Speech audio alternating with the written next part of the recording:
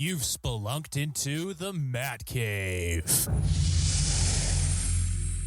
Hello, everybody, and welcome into another episode of the Matt Cave. Thank you all so much for spelunking on by. This week, it is the Super Bowl 59 preview. Almost deja vu all over again with the Chiefs and Eagles. And then I will be diving into what the heck are the Jazz doing in the trade deadline area. I will try to decipher it for you, but it's hard even for me. And then Utah Hockey Club. Oh boy. That's about all the preview I need to give. We'll go into that as well. But thank you all so much for being here. As always, please like, subscribe, comment, whatever it is, however you listen. Helps out a great deal. And you are all amazing people. Never forget that part. You're amazing people. And thank you so much for being here. On the socials, I do still have that Facebook page, The Matt Cave Podcast. I am on YouTube, The Matt Cave Podcast, all one word. And then over on twitch.tv/Matts, M-A-T-T-S, Cave is where you can find me. All right, so let's dive into things. Let's start with the Super Bowl preview, shall we? It's the Chiefs. It's the Eagles. Yes, America is kind of tired of it. Yes, there are conspiracy theorists saying it's the Chiefs are there because of Taylor Swift or because they need another dynasty to keep people interested. It's more simple than all of that. It's really not that complicated. These are the best two teams. That's what it boils down to. Like this year, these are the best two teams. As much as it pains me to say that about the Eagles under Nick Sirianni and Jalen Hurts, they are the best two teams. Now, that being said, I do want to point out something. This is a strength-on-strength game. Where the Eagles are strongest is their running game. What are the Chiefs really good at doing? Stopping the run. To give you an idea, over the 2024 season, the run defense of the Kansas City Chiefs is in the top 10. They are currently 8th out of the league. So they only give up 102 yards rushing per game. Meanwhile, the Eagles have one of the best-rated pass defenses in the league, only giving up 174 yards per game passing. So this is strength on strength. The Chiefs can run the ball, but they're not really known for it. Their leading rusher on the year is Kareem Hunt, 728 yards on 200 carries. That's not a very good ratio. That's below 4 yards per carry. But Patrick Mahomes threw for almost 4,000 yards. If he played in week 18, he would have gotten to 4,000. Travis Kelce, again, another Hall of Famer type year, 823 yards receiving. Only 3 touchdowns, but that changed in the playoffs like it usually does. And so this is strength on strength. The Philadelphia Eagles rushing offense, 2,000 yards rushing by Saquon Barkley. That's crazy. Jalen Hurts himself also had a fantastic year on the ground. Like, it's crazy. Just the strength on strength that we see. I don't know I keep saying that, but it really is that. Jalen Hurts had 630 yards rushing. So this is going to be a good game. And it's going to be a good game for a couple of reasons. First, just like last year's, these teams have been here before. Obviously, the Chiefs are going for a three-peat. They've only missed out, I think, on 1 or 2 Super Bowls since Patrick Mahomes became the full-time starter. And so the Chiefs obviously know what they're doing. They've been there. The stage will not be too big for them. All of it they're used to. They're used to the long halftime show. They're used to the long lead up into it. But so are the Eagles to a certain extent. A lot of the guys that played against the Chiefs a couple of years ago have since moved on. Fletcher Cox, Jason Kelce, those guys, the leaders of that team, are gone. And now the leaders of the team are your Jalen Hurts and Brandon Graham, who both have been there before.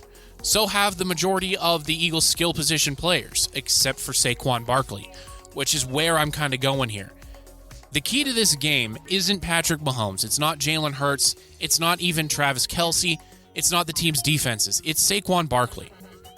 If the stage becomes too big for Saquon Barkley and he starts to make mistakes, and I don't mean fumbles, I mean dropped passes, I mean slipping and reading the wrong coverage on the defensive line, going through the wrong hole there. That will be the key to this game. Everybody likes to say, oh, it's the turnover battle. It's the turnover battle. Not really. Not when it comes to this particular game and these two offenses going against each other. Because it's clock control. If the Eagles can control the clock, they're going to win the game. If the Chiefs can start to turn this game into a shootout, then the Chiefs win. Jalen Hurts is not a good traditional quarterback. And what I mean by that is he's not a drop back guy. He's not going to throw for 400 yards and beat you. That's just not who he is. And he's not going to throw a lot of touchdowns. He only threw for 18 this season. And in the NFC Championship game, he didn't throw for a single one. Now, he didn't need to. The Commanders' defense was terrible in that game. And then it'll come down to the coordinators. That's something that is kind of talked about, but it's really just glossed over. When you look at the Eagles' coordinators, obviously on offense, it's Andy Reid and then whoever else is on offense. In the past, it was Eric Bieniemy, but really it's Andy Reid's offense. It's the defense that the Chiefs have that have won them at least one of the Super Bowls they have. And Steve Spagnuolo is one of the best defensive coordinators of all time. And he is so good that he comes up with different strategies for every big game. It's never the same defense. And so he had a plan against Josh Allen. It worked. He had a plan against CJ Stroud. It worked. And so he'll have a plan for Jalen Hurts just like he did a couple of years ago. So my pick, and this is going to be a very Matt's going to pick this team, but it's going to be the Chiefs. I think the Chiefs will win a three-peat. I do. The hot money is on the Eagles. Everybody's saying the Eagles are going to win. They've got the skill players. They've got Saquon Barkley having almost a record year. Jalen Hurts doing his thing. Maybe the receivers will come up big. Dallas Goedert, the tight end for the Eagles. A.J. Brown, Devontae Smith. Maybe they'll finally show up and play to their salary. But that's not the case. That's not going to happen. The Chiefs are so good at just muddying up the opposing offense's game plan that the other team, the other coordinator, doesn't know how to pivot. And I have zero confidence in Nick Sirianni leading a team to the promised land. Zero confidence. And him burning through coordinators at the rate he's burning through them, he's not a head coach that's going to get you Super Bowls. He's not. He's already feuded with the fans. He's a player's coach, air quotes, which I refuse to believe that. And Jalen Hurts, when it comes crunch time and he has to drop back and throw the ball, he's proven he can't do it. Whereas Patrick Mahomes, the majority of the country hates him. I don't. I think he's a great quarterback and he's fun to watch. Are there questionable calls? Yeah, obviously. But there's questionable calls in every game. It's just it's magnified when it comes to the Chiefs because the Chiefs are in big games almost every week because they're the Chiefs. It's the same thing with like Tom Brady or Joe Montana in the past. Like that's the rarefied air that Patrick Mahomes is in right now. In fact, Patrick Mahomes is second all time in playoff victories behind only Tom Brady. And at the clip that Patrick Mahomes is at right now, he's going to surpass Tom Brady in his career, which when Tom Brady set that record of 36, I think, playoff wins, I thought it would be untouchable, but here comes Patrick Mahomes. So my pick, the Matt Cave pick for the Super Bowl, and oh, by the way, I've picked correctly the last four, it's the Kansas City Chiefs. Kansas City Chiefs will win this game. The Eagles will crack under the pressure, and the team that's been there, the team that has won these games, will win this one. And don't discount the Chiefs' record in close games.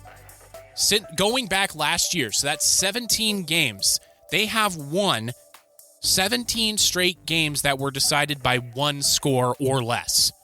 So by one touchdown or less, the Chiefs have won 17 straight games. That is an entire season's worth of games they've won. So there is a clutch gene, not just for Patrick Mahomes, but for the entirety of that team.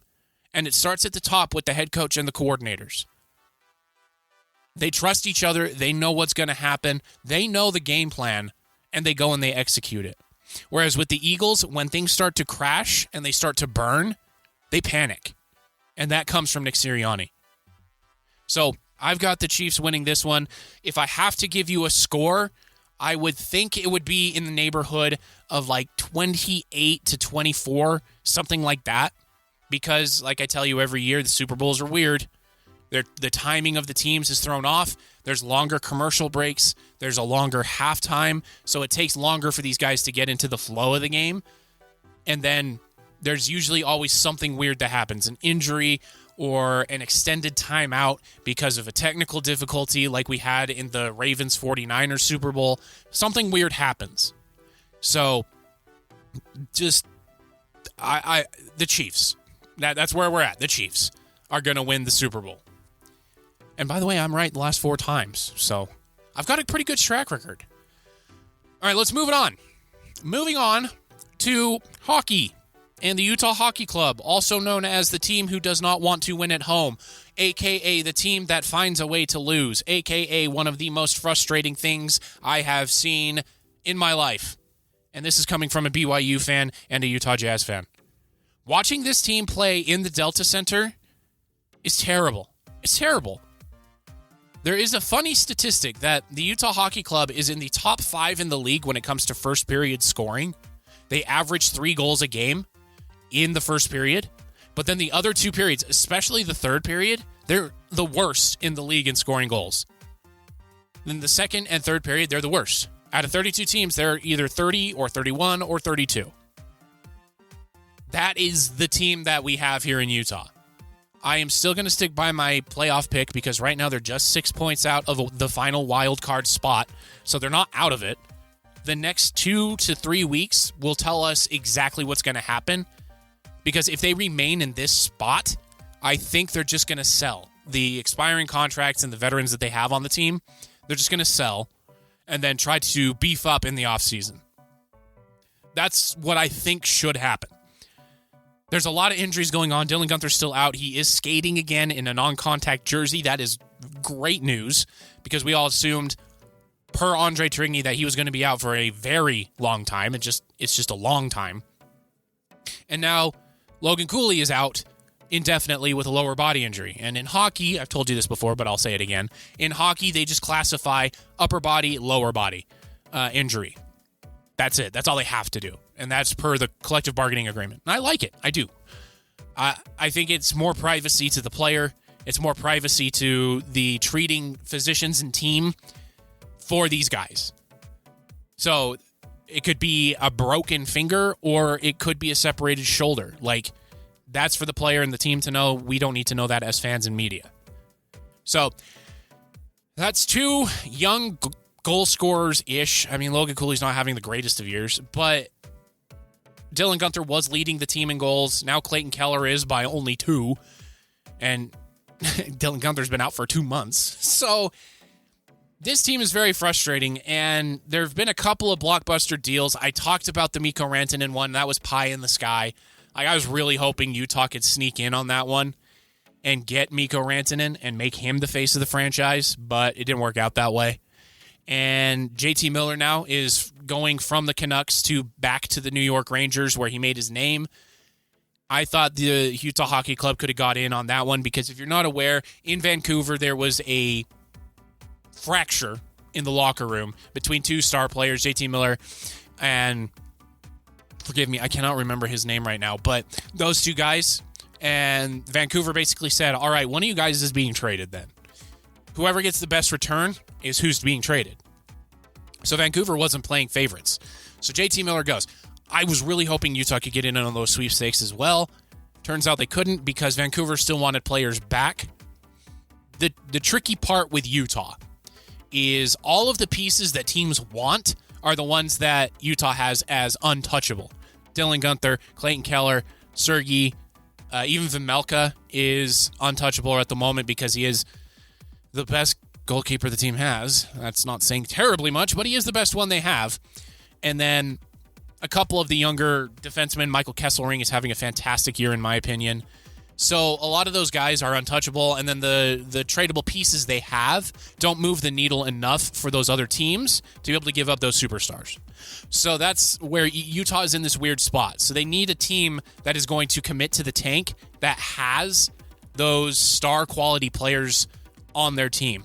And really, there's not that many teams in that position. You have the Penguins, but they don't really have anything that the Utah Hockey Club would want. They're not going to trade Evgeny Malkin. They're not going to trade Sidney Crosby. Those guys are going to stay. The New York Rangers are still loading up as opposed to selling, which is too bad because there's a couple of players on that team I'd like to see Utah get. And then in the West, you have, the Ducks, Sharks, Kraken, like the Flames, the Kings. Like, I'd love it. I would love it if Utah could get Anze Kopitar from the Kings, but that's not going to happen because they would have to give up too much. So really, the movable pieces that Utah has are draft picks and expiring veteran contracts, which are perfect for teams that are going to go in the tank. It's an unenviable position to be in at a trade deadline. In the offseason, Utah is going to run the offseason if they don't make any moves before the trade deadline in March. They are. They have the most cap space. They have a glut of draft picks. They can make something happen. And now that they've seen how their team plays in the Delta Center, they see what they need, which is goal scoring. They will be able to have a better feel for what they need as opposed to last season when they knew they needed to make a splash, which they did with Sergachev, but there's more that needs to be done. And now they see what the young guys are kind of capable of. They've got the other young guys in the pipe, like Tijiginla, who, by the way, I'm never going to let you guys forgive this. I called that draft pick. Nobody else called that draft pick. I did, which I think is amazing. So that's where we're at with Utah. I mean, the record, 4 straight losses, 2 straight in overtime at home. If the game goes into overtime and you're at the game, just go home. You're not going to miss anything. You're just going to miss a loss. They lost 2 of 3 on a road trip to Winnipeg and Ottawa. And then they had that 3-game winning streak I talked about last week, which was impressive. 4-2, 5-2, 4-0. So this team is streaky. It's to be expected of a young club, but there needs to be some sort of corner turned. And I don't know if that's going to be happening this year. I don't want to have happen this year what happened last year to this team when they were in Arizona, where in the month, I think, of February, they lost every single game. I don't want that to happen. I would like that to be at least 500, but we'll see what happens. So that's what's going on with the Utah Hockey Club. That's why they haven't made a big splash, because the teams that are moving these players still want something back to remain competitive, and Utah doesn't really have those pieces to make a trade happen. All right, and talking about trades, let's talk about the Jazz. So this weekend, the Jazz did a pair of trades. Well, at least they were involved in some trades. The first I'll talk about is the one that they did with the other team in LA, which is the Clippers. They traded essentially for Mo Bamba and a draft pick and some cash. I think that's basically what they did, because the terms of the trade are the Jazz sent to LA Drew Eubanks, who was a backup center veteran who was taking up minutes from the younger guys, and the veteran Patty Mills that I was excited about being on the team because he could kind of show the ropes to Cody Williams and Keontae George and to Bryce Sensabaugh and those guys. Well, those guys are going to LA for PJ Tucker, Mo Bamba, and a second-round pick and some cash. So PJ Tucker is a contract buyout. It's a Russell Westbrook type thing. The Jazz are going to buy out his contract, say, go on your merry way, pick your team. Mo Bamba, he was a first-round pick. He was potentially somebody who could have been something, and the Jazz are just kind of taking a flyer on him. I believe he's an expiring contract as well, which is what you do as a tanking team. So that was the first trade. Doesn't really move the needle. It's a second-round pick. The Jazz didn't have any over the next 5 years, so they're reloading and restocking their second-round picks, which is where you get your depth from. The big one, though, the big one that everyone's talking about, is the Luka Doncic for Anthony Davis super mega, supernova trade that happened as I'm recording this last night on February 1st. And what the Jazz got in this trade for being the facilitators, They basically said, all right, we'll hop in and make sure that the money works. They didn't send anything out, which is funny. They just took stuff. So they took Jalen Hood-Schifino, who, by the way, was the 17th overall pick in 2023. That is something. He was a first-round talent when he came out. And they got 2 second-round picks, one from the Clippers and one from Dallas. The Clipper, it's a pick that moved a lot of places, but essentially the Jazz have restocked their second-round draft cupboard, especially for this year because both of those picks are in 2025. So what this trade was a goodwill trade for Danny Ainge around the NBA. He was saying, all right, I know I've fleeced a couple of teams. I'm going to be a nice guy, and I'm going to make a splash happen here. But don't forget who did this. Kind of like a Godfather thing. Don't forget, I'm the one who made this happen. So that when I call, you better listen. I'm pretty sure that's what this trade was all about for the Jazz. It was, if I call, you better listen because I just made something happen. Because without the Jazz, this trade between the Lakers and Mavs could not have happened because the money wouldn't match. It's very complicated in the NBA. I've said this before with the different tax aprons, which if you go past a certain point, you have to pay more in the luxury tax. And then if you go further beyond, you give up draft picks. So that what the NBA is essentially doing with that tax punishment, I guess you could say, is preventing big market teams like Golden State, like LA, like New York, Boston, Miami, from just outspending everybody and then using the other teams as kind of like what the Jazz are right now, facilitators. That's what the whole idea was behind the different tax aprons and punishments and all that stuff. What it means for the Jazz is they have a flyer out on a guy who could be a rotation guy. He's still super young, like super young. He's in the mold of a Talen Horton-Tucker type, which didn't work out with Talen Horton-Tucker. Maybe the Jazz will see something in the last couple of months here from him to say, all right, we'll re-sign you on a minimum deal, and if you can make something of yourself, we'll sign you to something more, or we'll trade you to a contender, depending on the timeline. If the Jazz get Cooper Flagg, that accelerates things. If they don't, we'll see. But that's what this trade was for the Jazz. Obviously, the big news is Luka Doncic going from Dallas to LA, Anthony Davis going from LA to Dallas. And from what I've read from different sources is that both teams were kind of exhausted with these superstars. The Lakers were done with the duet of LeBron James and Anthony Davis complaining that the Lakers couldn't build a team around them. Look in the mirrors, fellas. You guys were making almost $100 million between the two of you. There's no more room for you to get anybody else. Yeah. So there's that. And then in Dallas, they were sick of Luka Doncic not taking conditioning seriously enough to where they could rely on him for a full season and a full postseason, which he's never been available for. And Jazz fans, we remember this because famously, he was out and the Jazz lost the series to him when the Jazz were healthy. They lost the series to the Mavericks, so that's what happened there. And so this is huge. Like, Dallas also gets a 2029 first-round pick in the deal. The Lakers got Luka, who is 6 years younger than Anthony Davis, and a couple of forwards. This is interesting. Do I think it's going to work? Absolutely not. I don't think it's going to work right now in, like, the immediate future for either team. Because Anthony Davis is 31. He's never proven he can be the alpha.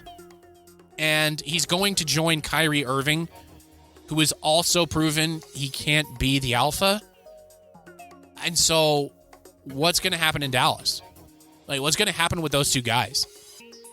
They're both Hall of Famers, but neither of them are the killer type.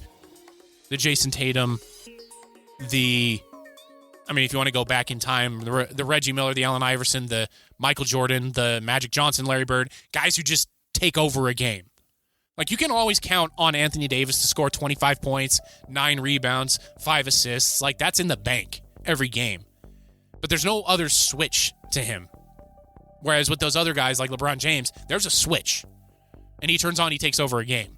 Even now when he's 40 years old, LeBron James can still do that. He did it just the other night in Madison Square Garden. So, this trade for the Jazz, it's more of a Godfather thing. It really is. Like, we're the ones who made this happen. Don't forget. And the next time you see me on your caller ID, you better pick up the phone. Because I truly think that's what Danny Ainge is doing. All right, so that's really it for local sports. Really quick, Utah, the University of Utah men's basketball team has fallen off a cliff. They lost to a previously winless Big 12 opponent in Oklahoma State. Since that win against BYU, things have not gone well. And since that loss against the University of Utah, the BYU men's basketball team has kind of gone on a tear. So what we're looking at here is teams going on separate trajectories, and I don't know if Utah can course correct in time to make any sort of tournament, whether that is the NIT, the Big Dance, or any number of other postseason tournaments that are out there. And then BYU, I mean, they're on a 4-game winning streak in the Big 12. Big 12 is, in my opinion, the deepest basketball conference in the country. Obviously, I'm biased because 2 of my schools are in there, like 2 of the schools I talk about, so I'm biased. But if you look at it, 1 through 16, I don't think there's another conference that's good all the way through like that. The ACC is top-heavy with teams like Duke, North Carolina. The SEC is volatile, let's just say that, where Arkansas just beat Kentucky in Kentucky. Kentucky was top 12. Arkansas unranked. But that can also be said of the Big 12, where just this past weekend, Baylor, coming off a loss against BYU, goes home and beats the number 11 Kansas. So, by the transitive property, BYU just beat Kansas. Yeah, it happened. But for BYU, the next few games, crucial. And that's just going to be true for the rest of the year. They've got Arizona, big game, at home, on ESPN.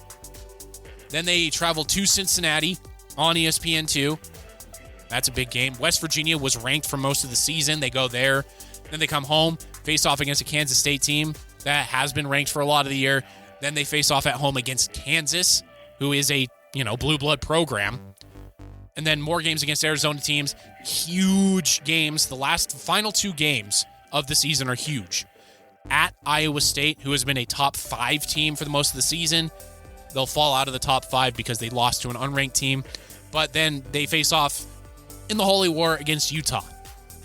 And now Kevin Young knows just how weird those games are.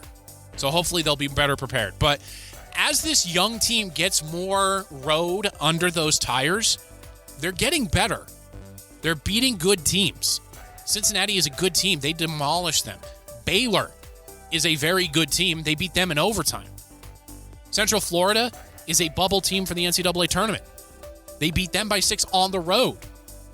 So this is good news for BYU. But for Utah, trending in the wrong direction and not looking good while doing it. Getting blown out by Baylor, getting blown out by Houston. To be fair, BYU got blown out by them as well. Losing to Oklahoma State. Ooh. That's not good. They did beat Cincinnati, though, so kudos to them. They need to go on a tear, and I don't know if they can do it. We'll have to see. It's just one of those things we'll have to see. On the video game front, really quickly, I have a minute left.